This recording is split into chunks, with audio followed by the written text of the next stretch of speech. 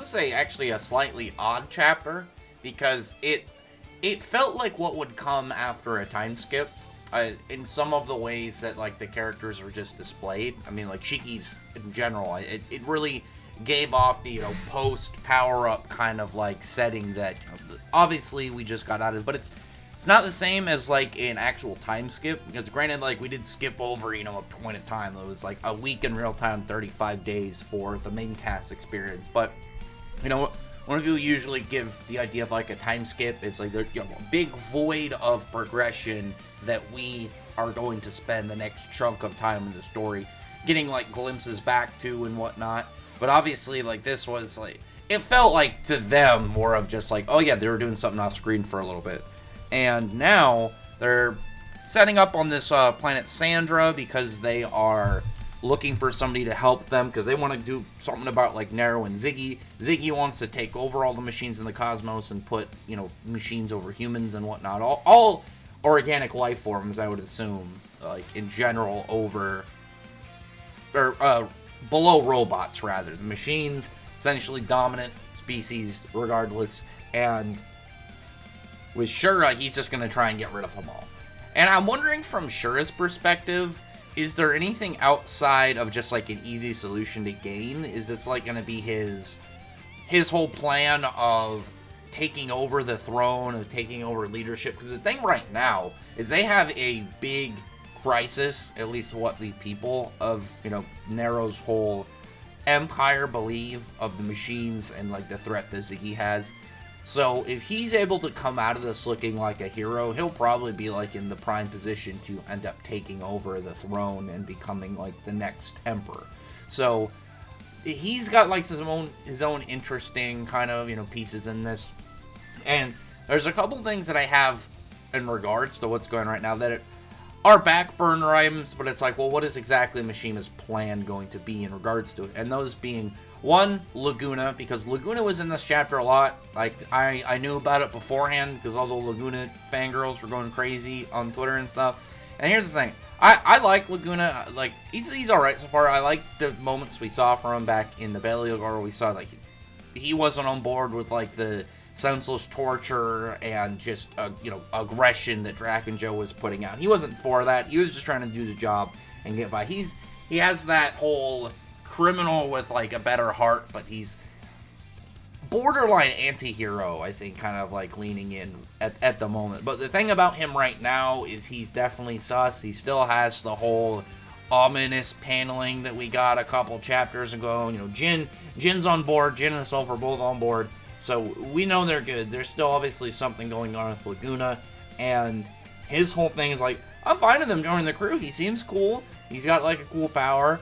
He, is going to provide obvious ties to the team. He's got, like, all these criminal connections that are, going to be useful. Because Jin was a mercenary. He was not the same as, like, knowing the full scope of everything going on, in the criminal world. Because these guys, though they aren't evil criminal, like, being a rebel group to, an empire that, is obviously established over this whole cosmos, like, they are still, like, automatically, by just definition, they are a criminal group by, going against the whole hierarchy that has been set up. We don't know enough about Nero's whole setup to believe that, like, if he's an evil king, what exactly it is. I mean, we haven't gotten into, like, that whole backstory at all.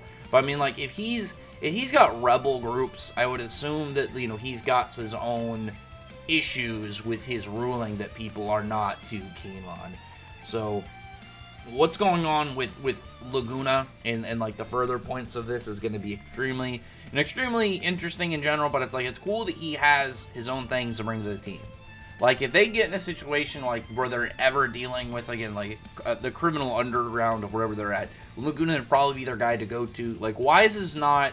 He's not, like, as much of a smooth talker, but also he's more of, like, prior to, getting as strong as he was, he would probably be way closer to the ground of, like, henchman-level criminals. Of, like, he's much more your general, like, blue-collar criminal kind of thing. He's way down lower to the mass populace of them. Whereas like Laguna is clearly more of a smooth talker. He knows more of like how to just converse with them on a level of their understanding, which again, useful, but we'll see exactly where that leads to. I'm keeping him on my radar until we find out exactly what's his full deal and what Mishima has in plans for him, because he could easily betray the Eden Zero crew. Like, we don't know if he's going to end up being a permanent protagonist or a future antagonist.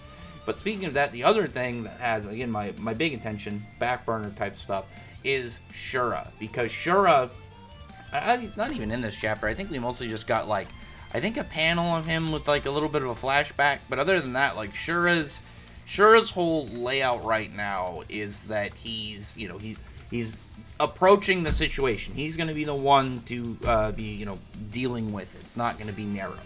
So we're going to be seeing a lot of him in this arc, I would assume.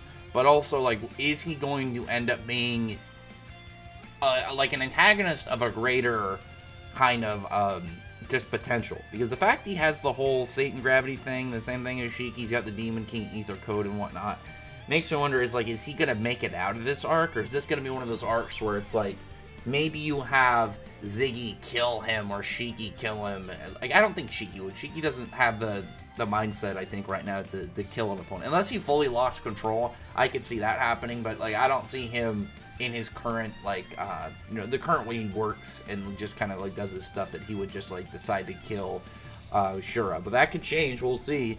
We don't know if, like, Shiki will have, like, a completely different mindset when he gets to Shura, knowing everything that Shura probably had done by then and just wanting to just massacre the robots in general.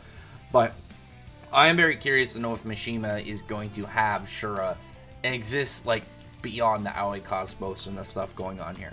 But then, like, we get a flashback after some nice moments of them seeing, like, a big camel fish thing, and I guess it's like a creature that it does well on both the ocean and in the desert. Very cool. I mean, like, the design, it's mostly just a really big, weird-looking camel with, like, the fish scales and stuff. But, I mean, like, in terms of, like, the general concept, that would be such a useful creature to have.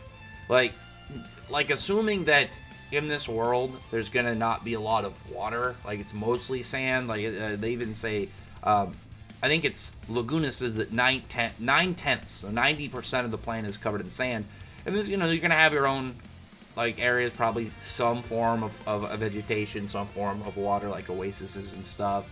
And then, you know, their normal society and stuff.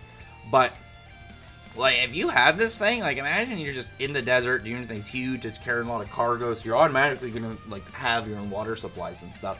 But then you get to, like, actually finding some water, this thing is good there too. Like, it'd be super useful, like, in general. I like that just because it was two very simple concepts you just mashed together and made a thing with it. And I'm like, yeah, it works. Like, that is one of those things, if you were playing, like, a game and you were on this planet, there'd be, like, a perfect mount or something to get, like, the perfect thing to round out, like, travel in this world. Probably doesn't really get tired the same as something, because, you know, it's a camel, so it's got, like, all that water stored up in its humps and stuff. All around useful, essentially. But anyway, then we get back, we get a flashback, and it's how Laguna is talking to everybody after they're just kind of reassessing the situation. Obviously, stuff with Shura and whatnot going on. Another thing that like I said, Laguna's personality, like, the core aspects of him, because like I said, we go back to seeing, you know, with the members of Drac and Joe's crew, like, cutting off Wise's arm and stuff.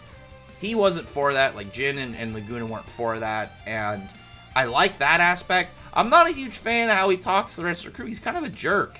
But it's like, it's not the same as, like, if he was a longer member of the crew. It's like, you know, you got a friend, might crack jokes at you and whatnot.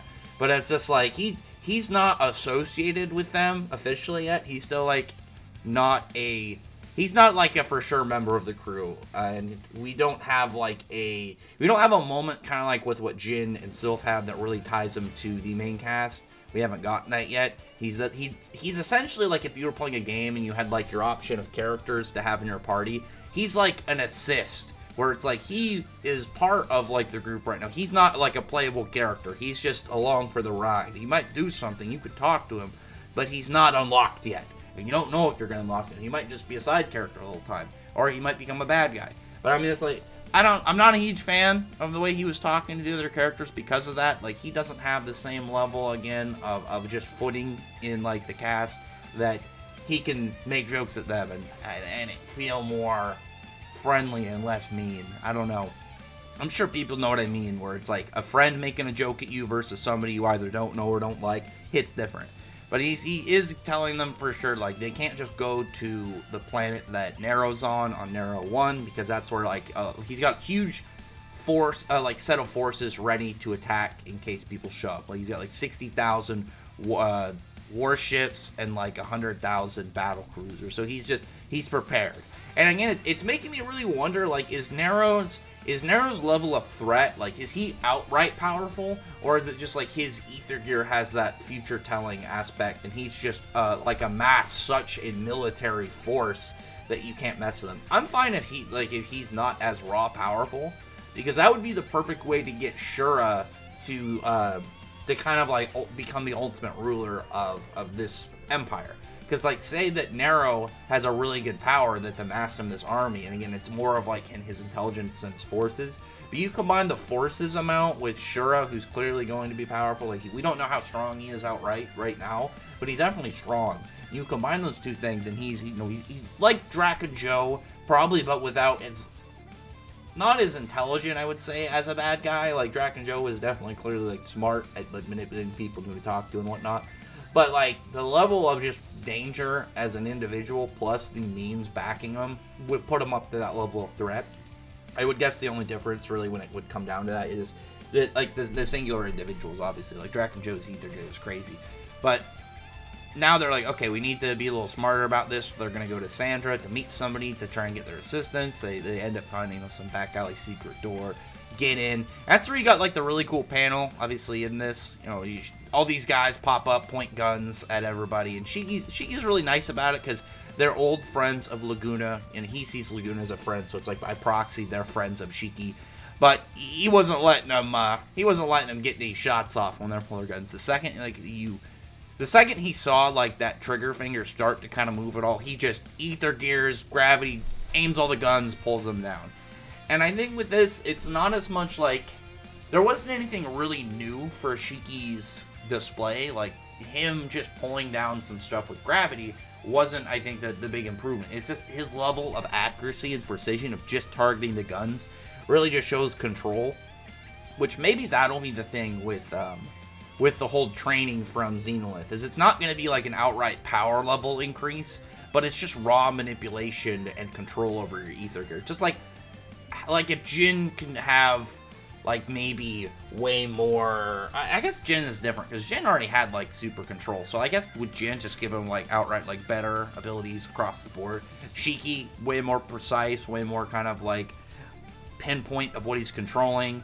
With Wise, you just have his level of complexity machines, but we'll see exactly what that is. I mean, I'm guessing that we're going to be getting that probably not, like, more into this set, because they're going to be talking to this new guy Goodwin and stuff, this big cat guy who seemed very interested in Shiki, who's the boss of this guy Oasis, this whole rebel group against Nero.